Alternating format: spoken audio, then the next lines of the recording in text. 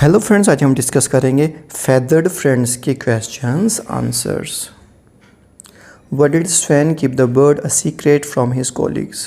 Swan ने अपने साथियों से बर्ड को सीक्रेट क्यों रखा, यानी उनको क्यों छुपाया अपने दोस्तों से। Swain did not want to part with his pet. Swain नहीं चाहता था कि वो अपने छोटे से पक्षी के साथ अलग हो जाए। So he try to hide her, इसलिए उसने उसको छुपाने की कोशिश की। How was the presence of the bird discovered, यानी कि बर्ड की प्रेजेंस का पता कैसे चला। When the narrator was working at his cubby holes he heard a musical whistle. जब नैरेटर ने कबी होल में से एक म्यूजिकल साउंड सुनी, he thought it was a radio transmission. उसने सोचा कि शायद ये रेडियो ट्रांसमिशन है। But was surprise to find a yellow canary, लेकिन वो बहुत हैरान हुआ जब उसने एक येलो कैनरी यानी कि बर्ड देखा। Why did the crew want to hide the bird from the VIPs from Earth? यानी कि जो क्रू मेंबर्स हैं, जो टीम है, वो बर्ड की जो एग्जिस्टेंस है, वो जो बहुत इंपॉर्टेंट पर्सन है अर्थ के ऊपर, उनसे क्यों छुपाना चाहते थे। How did they deal with the issue, उन्होंने इस इशू को कैसे डील किया, कैसे संभाला। Finding a canary at is space station would have been odd, यानी कि एक छोटे से पक्षी का स्पेस स्टेशन में होना बहुत अजीब बात होती। So crew decided to hide Claribel from the VIPs, इसलिए क्रू ने डिसाइड किया कि उन लोगों से उसको वो छुपाएगा। There was not dearth of hiding places in the station, यानी कि स्पेस स्टेशन में जगहों की कोई कमी नहीं थी जहाँ पर वो उसको छुपा कर रखा जा सके। एंड व्हेन क्लैरिबल बिकेम नॉइजी, और जब क्लैरिबल यानी कि जो पक्षी है वो आवाज़ निकालने लगता, they made up excuses for the whistling sound, तो वो बहाना बना देते क्योंकि किसी सीटी जैसी आवाज़ आ रही है।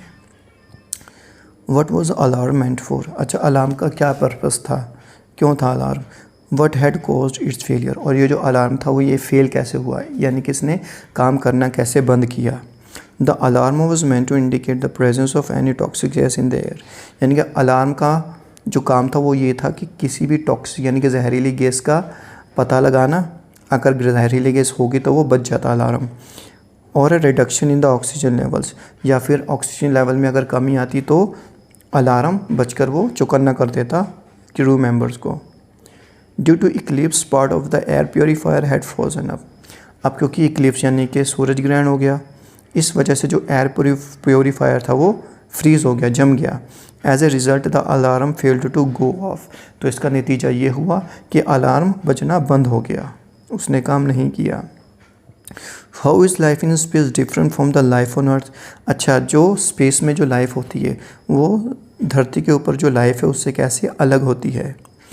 Due to gravity we can walk on the ground, अच्छा ग्रेविटी की वजह से गुरुत्वाकर्षण के बल की वजह से हम ज़मीन पर चल सकते हैं। There is enough oxygen in the air to breathe without the help of mask, यानी कि बिना मास्क के हम ज़मीन पर सांस ले सकते हैं, यहाँ पे ऑक्सीजन हमें मिल जाती है। In space there is neither gravity nor oxygen, अब स्पेस में ना तो ग्रेविटी है ना ही oxygen. Which makes a space suit mandatory, जिसकी वजह से स्पेस सूट पहनना बहुत ज़्यादा ज़रूरी हो जाता है। Working in A space suit is difficult, ठीक है ना, हालांकि स्पेस सूट में काम करना बहुत ज़्यादा मुश्किल होता है। Did Swain do the right thing by getting a bird into the spaceship, अच्छा बताओ क्या स्वैन ने सही किया कि वो बर्ड को उस स्पेसशिप में ले आया। Y do you think so, आपको ऐसा क्यों लगता है। I think swan did the right thing because a canary not only relieves the monotony of their life, मेरे ख्याल से स्वैन ने सही किया क्योंकि पक्षी के होने से क्या होता है, एक थोड़ा सा एन्जॉयमेंट होता है, और मोनोटनी यानी कि जो लोग हैं एक तरह का काम वहाँ पर करते रहते हैं तो वो बोर हो जाते हैं, तो जो बर्ड की प्रेजेंस है उसका बोलना तो उनको एंजॉय देता है। But also questions them against toxic air, लेकिन अच्छा ही हुआ बर्ड को ले आया क्योंकि उसने टॉक्सिक एयर के अगेंस्ट क्या कर दिया था, उनको अलर्ट कर दिया था। Based on your reading justify the title of the story, यानी कि जब आपने चैप्टर को पढ़ा इसके बेस पर टाइटल को जस्टिफाई करो। फेदर फ्रेंड का मतलब होता है बहुत ही गहरा दोस्त, मुश्किल में काम आने वाला दोस्त। The title refers to the Claribel the yellow canary who saved the astronauts lives by bringing the gas leak to their attention, अच्छा ये जो टाइटल है ये एक छोटे से क्लैरिबल पक्षी के बारे में है जिसने समय रहते ये जो जहरीली गैस के लीक होने की खबर यानी अलर्ट कर दिया क्रू मेंबर्स का, अगर वो ऐसा नहीं करता तो वो सारे मर जाते। She truly was a feathered friend, और वो सच में ही एक सच्ची दोस्त साबित हुई वो जो बर्ड है। But according to you is a better choice, अच्छा तुम्हारे अकॉर्डिंगली बेटर चॉइस कौन सी है? कैरिंग ए कैनरी और एन अलार्म सिस्टर, या कैनरी को ले जाना या फिर अलार्म सिस्टम को ले जाना। Why do you think so, आपको ऐसा क्यों लगता है? I think canary is a better alarm system because as shown in the story, मेरे ख्याल से कैनरी को ले जाना ज़्यादा बेटर है, जैसे कि कहानी में दिखाया गया है। The space crew were unaware of the alarm mall function, अच्छा क्रू मेंबर्स को पता नहीं था कि अलार्म ने काम करना बंद कर दिया। And would have lost their lives, वो तो अपना जीवन ही खो देते।